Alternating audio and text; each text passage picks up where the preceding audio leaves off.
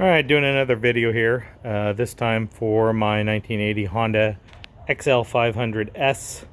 I picked this up earlier this year as a non-runner, wasn't titled, hadn't been registered in a long time. It's actually out of the California DMV system, and as a project bike, and I've been riding it around for a while.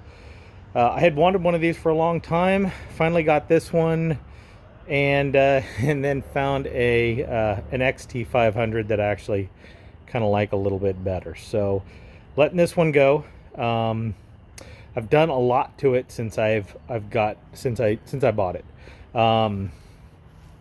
First thing is the original carburetor was absolutely shot. I don't know if it ever could have been saved, but the previous owner's attempts to fix it made sure that it couldn't be saved. So I found a really nice used one that I was able to put in my ultrasonic cleaner and rebuild it, and was able to save it. Turned out really nice. It actually starts really easy now, especially for a big thumper.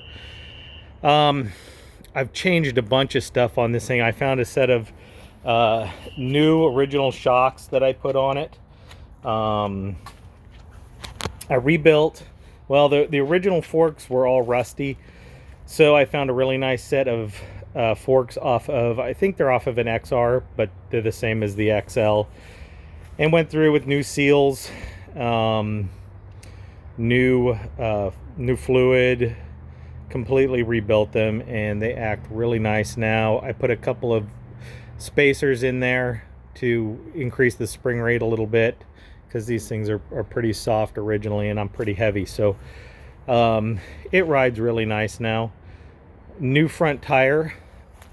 It's the infamous 23-inch front tire that's hard to find, so found that. Actually, a lot of these parts came from the same guy. A really nice front fender. If you're looking at this, you probably know how rare that is to find. I've also got a box full of parts with another front fender in it.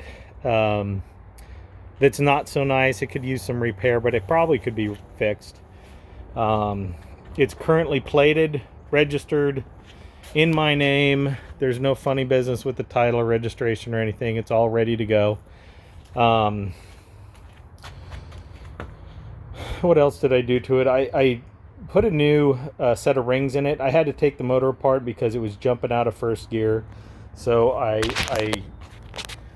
got another transmission off of eBay, put it in there, new oil, like I said, new gaskets, new rings, honed the cylinder.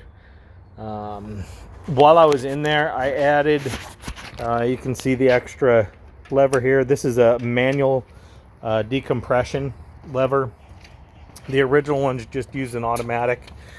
But I got all the parts off of a 1982 XR500R that has the same motor but has automatic and manual decompression. So those parts they're kind of hard to find, and it makes it nice for starting this thing. It's not the easiest thing in the world to start. Got a lot of compression, and before I did that to it, I used to practically throw my back out trying to get the piston over top dead center. Now starting it is much easier. I just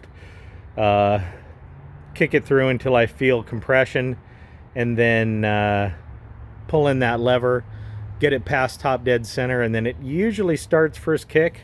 We'll try starting here in a few minutes, and or a few moments rather, and see if it starts on first kick. Hopefully it will. Hopefully it won't make a liar out of me, but for a big thumper, it starts and runs really well. So let's see if I can get my camera set up here in a way on my pickup truck that hopefully we'll be able to see.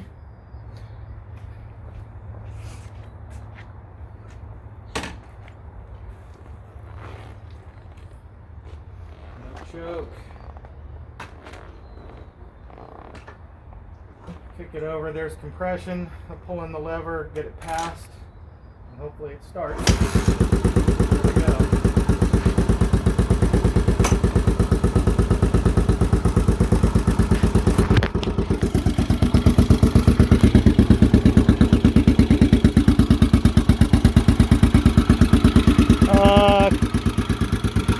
much everything works on it. The signals are not working right now. I'm going to order a new blinker for it, see if that fixes it. I'm not 100% sure it will. I put a new switch on for the brake switch, so that when you use the front brake, the light comes on. The rear brake still won't make the brake light come on, so that might need a new switch, might need the contacts clean or something. But since you always use the front brake when you stop, I was happy with it. Front light works,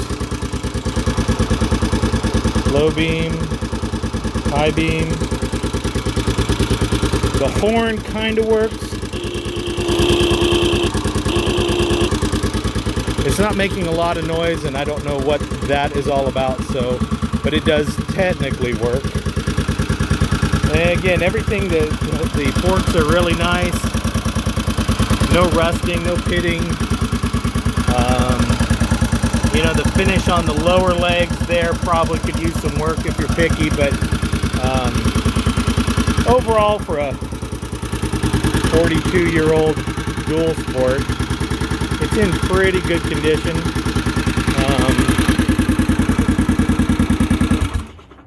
Like I said, I had looked for one for a long time. My dad used to have a '79 XR500, and I wanted something simple. I wanted something kick only. I didn't want to have to deal with electric start, and this was kind of my ideal bike. But then I found the XT, and it kind of matches another bike that I have. So I think the Honda, even though it's really a better bike than the Yamaha is, I think the Honda's on the chopping block. So it comes with a box of extra parts. I've got the original forks. There might be parts in there that someone could use. There's another front fender that's not in good condition, but probably could be fixed. I think there's some levers in there, and just little bits of odds and ends. I also have a manual, an aftermarket manual that goes with it. So and a couple of gasket sets too.